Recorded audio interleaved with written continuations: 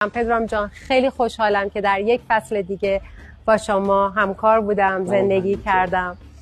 میدونی که چقدر دوستت دارم. منم شما رو خیلی دوباره شما رو داخل این صحنه دارم میبینم و دوباره من تپش قلبم.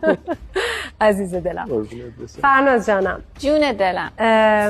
واقعیتش اینه که وقتی با هم حرف زدیم و قرار شد که در این سفر همراه باشیم، از همون صدای شما که شنیدم، شیرینی وجودتون، حس خوبتون، همونی که هستی رو متوجه شدم و در تمام این روزها دیدم که چقدر خودتونین و چقدر از این همکاری با شما خوشحالم و شناخت بیشتر شما. منم همینطور. من انقدر برای این صحنه استرس داشتم و اصلا فکر نمی‌کردم بتونم یکی رو قضاوت کنم و به خاطر قضاوت هم نمره بدم و شما تو این راه به من خیلی کمک کردین.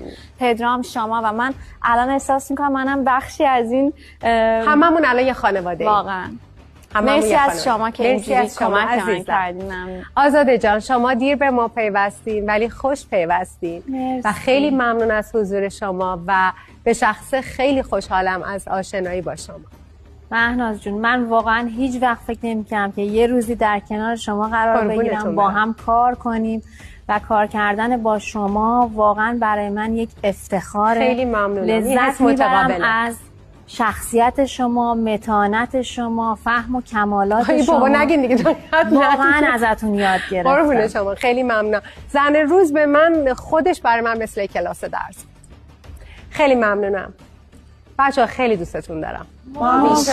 واقعا دوستتون دارم. تا همین لحظه باور کنین همتون بردین.